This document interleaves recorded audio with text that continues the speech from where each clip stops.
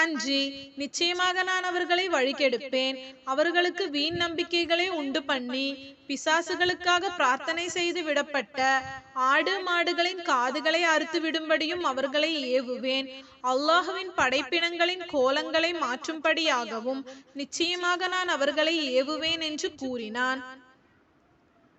ஆகவே எவன் அல்லாஹுவை அன்றி இத்தகைய ஷைத்தானை தனக்கு பாதுகாவலனாக எடுத்துக்கொள்கின்றானோ அவன் நிச்சயமாக பகிரங்கமான நஷ்டத்தையே அடைந்து விடுவான். ஷைத்தான் அவர்களுக்கு வாக்களிக்கின்றான், அவர்களுக்கு பொய் நம்பிக்கையும் ஊட்டுகின்றான்.